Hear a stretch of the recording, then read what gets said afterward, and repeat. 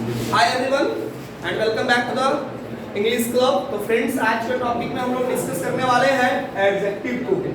तो parts of speech में ये जो एडजेक्टिव होता है ये इंपॉर्टेंट होगा। चलिए हमारे साथ ही पीछे वाला ध्यान देंगे, ये क्लासरूम एक्टिविटी नहीं है, ये हमारा सेशन चलेगा। तो जो भी हमारे ऑफलाइन साथी देख रहे हैं वो जरा ध्यान देंगे, ठीक है। एडजेक्टिव्स ये हम लोग है क्या, हम लोगों ने पार्ट्स ऑफ स्पीच को पढ़ा है, ठीक है। Parts of speech, parts of speech, ठीक है। पार्ट्स ऑफ स्पीच किन्हीं को पता है क्या? Raise your hand. Parts of speech के बारे में कोई आकर बता सकते हैं पार्ट्स ऑफ स्पीच क्या होता है? किसी को या आओ आइए, पार्ट्स ऑफ स्पीच के बारे में बताइए कि what do you mean by parts of speech. Come yes, Parts of speech. yes. It's a segment of grammar which tells about whether words should be used in a sentence. What do you mean by parts of speech? Sorry, sir. Sorry sir, चलिए इनको नहीं पता है, चलिए कोई बात नहीं है। और इनको पता है, यदि आपसे बचपन में आपने पढ़ा पार्ट्स ऑफ बॉडी, आप क्या बता देते हैं? हैंड्स, ईयर्स, नोज, ठीक है ना, लेग्स, ठीक है, hair, whatever you see, parts of body आपको पता है। यदि मैं आपसे पूछूं parts of classroom, fans, bench, duster, board, chalk, खुद मैं भी पार्ट्स ऑफ क्लासरूम के अंतर्गत ही हूँ, आप भी खुद है। सिमिलरली हम लोगों ने आपको बताई है स्पीच। स्पीच क्या होता है? This is very much important for all of us. What do you mean by a speech? Language. What do you mean by a speech, ठीक है ना।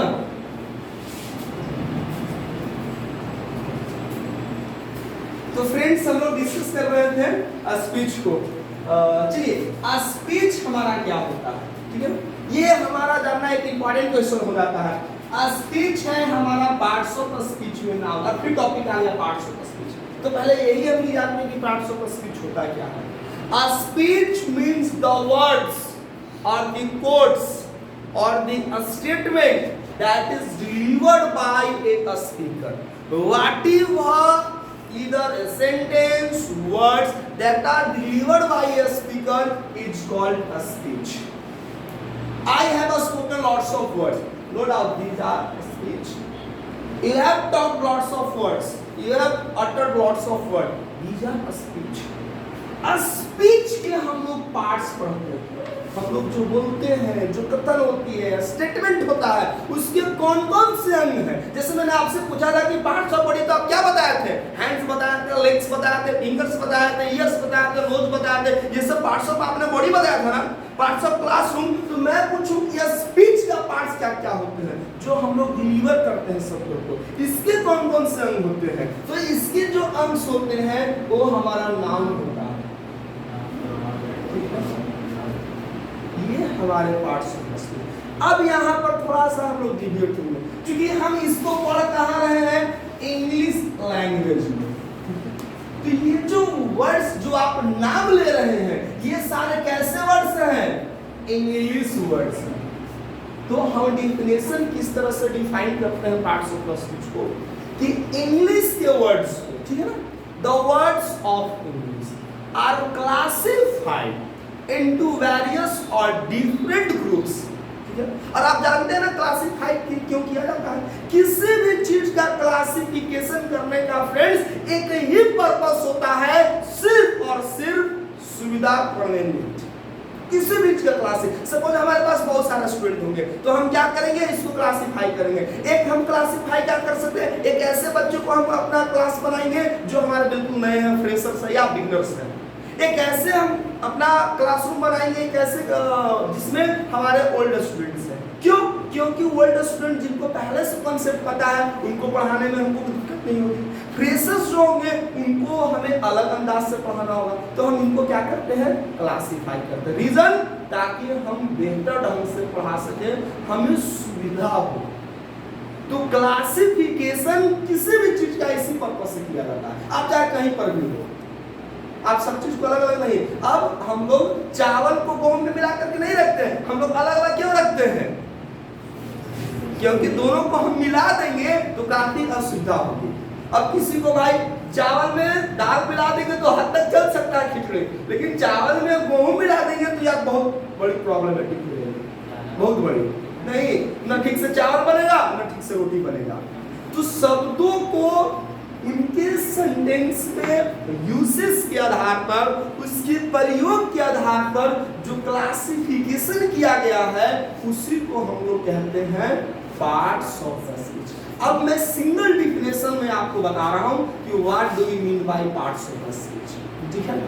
एक इंफॉर्मेशन दे दूं फ्रेंड्स, पार्ट्स ऑफ स्पीच का पहले से हमारा वीडियो बना हुआ है। यदि आप पार्ट्स ऑफ स्पीच के डिटेल में जाना चाहेंगे तो पार्ट्स ऑफ स्पीच से एक प्लेलिस्ट मिल जाएगा हमारे चैनल इंग्लिश क्लब पर, और वहां से आपको विस्तृत जानकारी आप वहां से स्टडी कर सकते हैं। ये हमारा सेकंड वीडियो बन रहा है पार्ट्स ऑफ स्पीच पर, और एक्चुअली हम लोग एडजेक्टिव को देखने वाले हैं, लेकिन थोड़ा सा हम बैक से आपको क्लास को बिगिन कर रहे हैं और शुरू कर रहे हैं।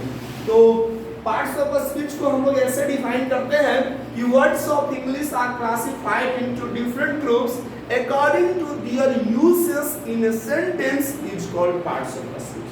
सेंटेंस में शब्दों के प्रयोग के अनुसार जो उनका क्लासिफिकेशन किया गया है, यही क्लासिफिकेशन कहलाता है पार्ट्स ऑफ स्पीच। स्पीच का कौन कौन से पार्ट्स है?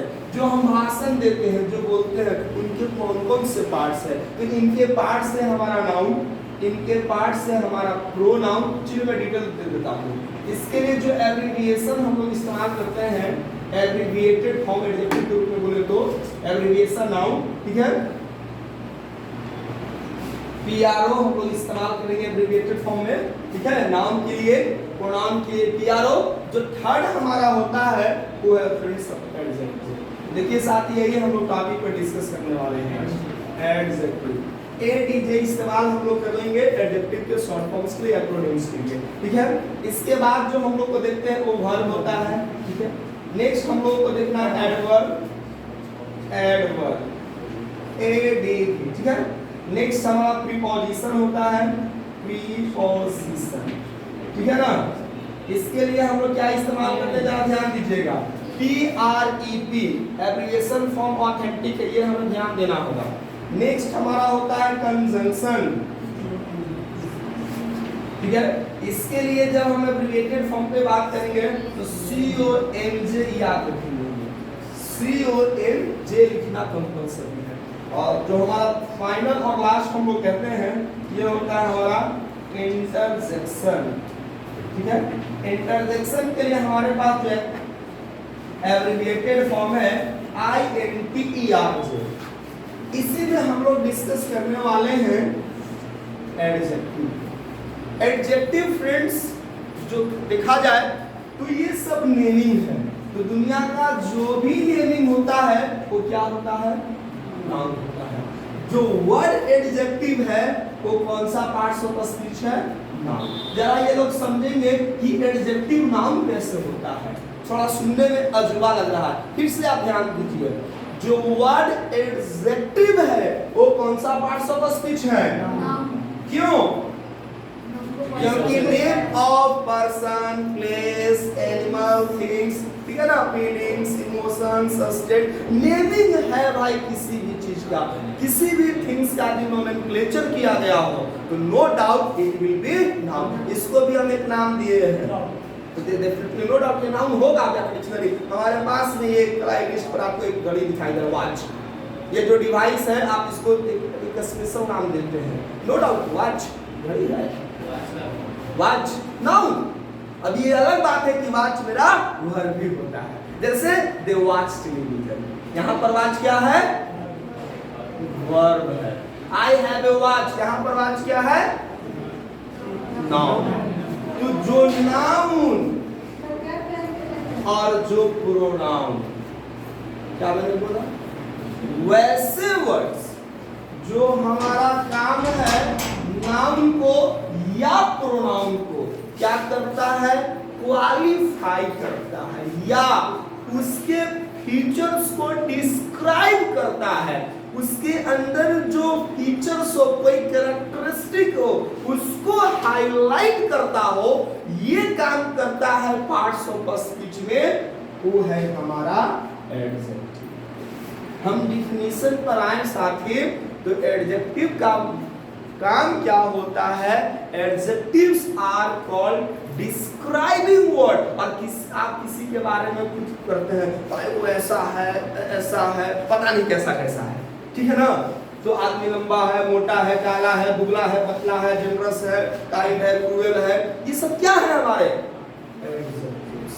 तो वैसे वर्ड्स जो नाउन और प्रोनाउन की विशेषता बताए, उसके फीचर्स को हाईलाइट करें, उसको हम लोग कहते हैं डिफिनेशन करने के हमें लगता है कि कोई जरूरत नहीं है, ठीक है ना? चलिए बात अब हम लोग करेंगे काइंड्स के बारे में। एक एक करके हम लोग काइंड्स के बारे में जानेंगे कि ये इसके काइंड्स कौन कौन से होते हैं एडजेक्टिव में, ठीक है? अभी मैं बताऊंगा और अभी मैं आपको तुरंत बुला कर पूछूंगा भी कौन कौन से मैं काइंड्स आपको डिस्कस किया हूं, ठीक है? जो सबसे पहला हमारा काइंड्स आपको देखने को मिलता है एडजेक्टिव्स में, ये है हमारा आपका एडजेक्टिव ऑफ क्वालिटी। आपने क्वालिटी वर्ड समझा होगा नहीं? कुछ लोग होते हैं क्वांटिटी पर ध्यान देते हैं, क्वांटिटी और क्वालिटी दो टर्म हमको ध्यान देना है जी, ठीक है ना? क्वालिटी क्या होता है? क्वालिटी का मतलब होता है गुण, सीधी शब्दों में वर्चू, ठीक है? फीचर्स भी आप कह सकते हैं। जैसे अब हमने एक एग्जांपल के थ्रू समझते हैं, जैसे she is a beautiful girl, ठीक है? तो गर्ल की एक क्वालिटी में आपने बताया, मैंने गर्ल की एक क्वालिटी क्या बताया? ब्यूटीफुल। तो जो ब्यूटीफुल हो गया ये क्या हमारा बनेगा? एडजेक्टिव ऑफ क्वालिटी, ठीक है? दूसरा अगला एग्जांपल्स कर सकते हैं, I have a new bike. तो हमारे पास जो न्यू वर्ड है वो बाइक को क्या कर रहा है? कैरेक्टराइज कर रहा है, ठीक है ना? तो ये जो हमारा न्यू वर्ड हो गया, कैसा हो गया? Adjective of quality. He is a slow learner. वो लर्नर है, सीखता है, लेकिन कैसा है? तो क्या बता रहा है इसकी क्या आप मुझे ऐसे एग्जांपल्स बता सकते हैं, ऐसे एडजेक्टिव जो एडजेक्टिव ऑफ क्वालिटी में रखे जाएंगे? Two examples anybody of you raise your hand. चलिए एक बोलेंगे ओल्ड हम कर सकते हैं, ठीक है ना? और स्ट्रॉन्ग इज देयर, वाह very nice. Happy, very nice. Sad भी हमारे एग्जांपल्स हो जाएंगे, ठीक है? चलिए दूसरे एग्जांपल्स बोलेंगे, हम लोग फिर डिस्कस करेंगे। अभी हम लोग सिर्फ कोशिश करेंगे हम लोग क्लासिफिकेशन याद रखें, काइंड्स याद रखें, ठीक है? एडजेक्टिव ऑफ क्वालिटी के बाद जो हमारा दूसरा एडजेक्टिव होता है वो हमारा होता है पॉजेसिव एडजेक्टिव, पॉजेसिव एडजेक्टिव, ठीक है? आपको मैंने बताया था एडीजे एब्रिविएटेड फॉर्म है किसका? एडजेक्टिव। चलिए पॉजेसिव एडजेक्टिव आपको क्या होता है? जो पोजीशन दिखाता है, जो ऑनरशिप को दिखाता है, ठीक है? वो क्या होता है? वो पॉजेसिव एडजेक्टिव कहलाएगा, ठीक है ना? पॉजेसिव एडजेक्टिव में हमारे एग्जांपल्स आते हैं माय, आवर, योर, हिज, हर, ठीक है? इट्स एंड ये पॉजेसिव एडजेक्टिव का हमारा का मतलब क्या है? ये किसी भी नाउन पर ये क्या करता है? ऑनरशिप दिखाता है, ठीक है ना? जैसे दिस इज माय डस्टर, भाई मैं ही इस्तेमाल करता हूँ, तो ये नाउन है डस्टर, इस पर मेरा क्या है? अधिकार है, ठीक है ना? ऑनरशिप है भाई, इस पर हक जो है, इस पर मेरा हक है। तो ये जो है पॉजेसिव एडजेक्टिव जिसका काम है पोजीशन दिखाना, ठीक है? एग्जांपल्स कर सकते हैं, जैसे ही इज माय टीचर, ठीक है ना? ये हमारे सर है, इसे सब हम ही पढ़ेंगे, इनसे कोई और नहीं पढ़ सकता है। बचपन में ऐसा होता था, बचपन में हम लोग यही करते थे, ये हमारे सर है, आपके सर है, नहीं? तो ये पॉजेसिव एडजेक्टिव है। और भी एग्जांपल कर सकते हैं बहुत सारे। चलिए पॉजेसिव एडजेक्टिव के बाद हम अगले काइंड्स की बात करेंगे, तो ये होता है हमारा demonstrative adjective. Demonstrative adjective. Demonstrative adjective हम लोगों को याद करना बहुत आसान है।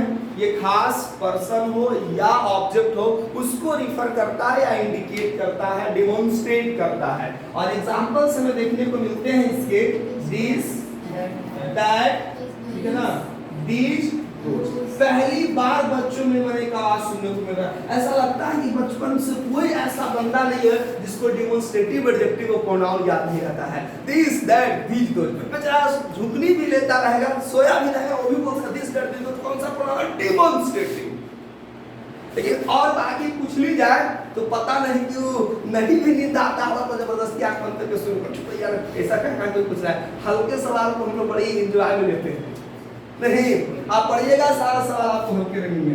चलिए इसका एग्जांपल कर सकते हैं, दिस कार इज योर्स। तो दिस हमारा क्या है?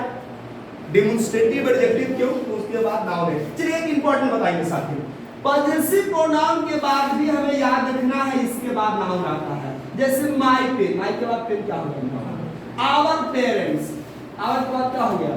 Parents noun. सिमिलरली जो डिमॉन्स्ट्रेटिव एडजेक्टिव है इनके बाद भी हमें क्या देखने को मिलता है? नाउन। ठीक है ना? तो दिस बॉय या these boys, those books, these books, ये सब के बाद हमारा क्या आता है? नाउन।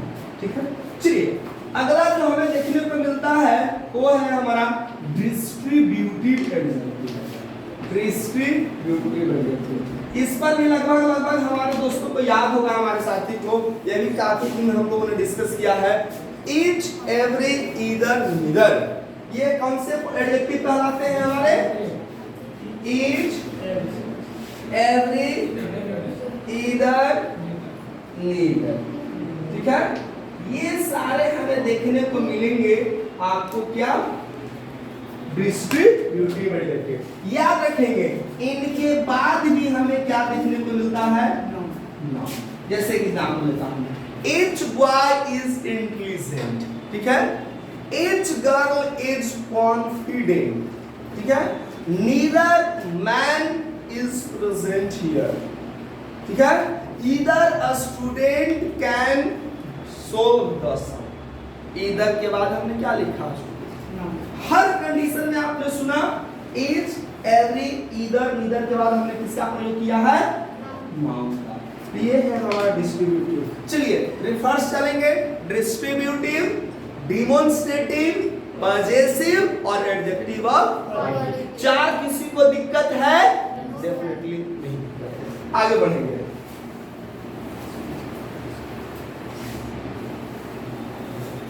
चलिए जो अगला हम लोग पढ़ेंगे, जो अगला एडजेक्टिव के काइंड्स होते हैं साथी, वो हमारा होता है एडजेक्टिव ऑफ नंबर। ठीक है, जो हमारा, ठीक है, 4, 5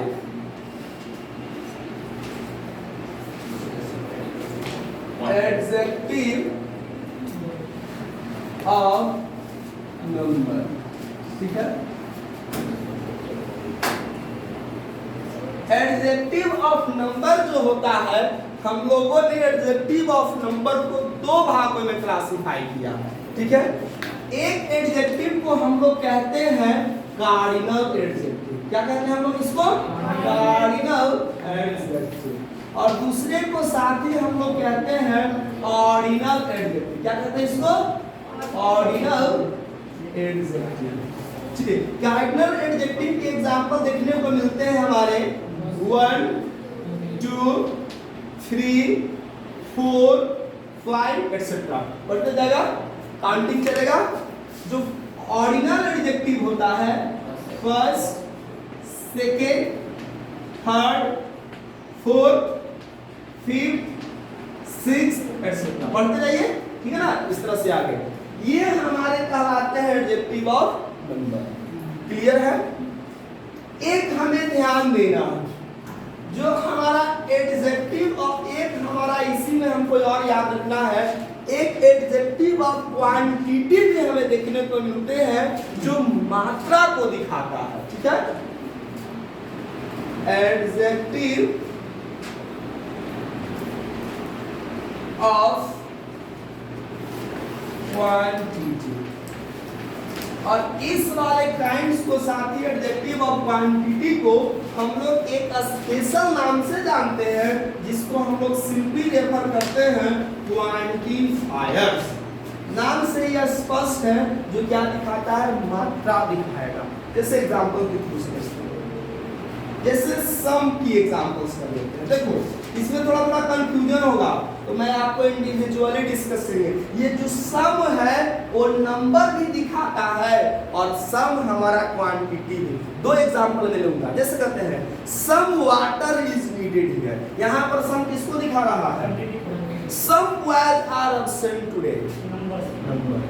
तो मैं आपको जब एक एक करके डिस्कस करूंगा तो सारे को डिफरेंट वे में हम आपको डिटेल वे में डिस्कस कर लेंगे। फिलहाल अभी आप काइंड्स और एग्जांपल पर आइए। जैसे सम हो गया, मेनी हो गया फ्रेंड्स, लिटिल की भी बात हम लोग कर लेते हैं, ठीक है ना।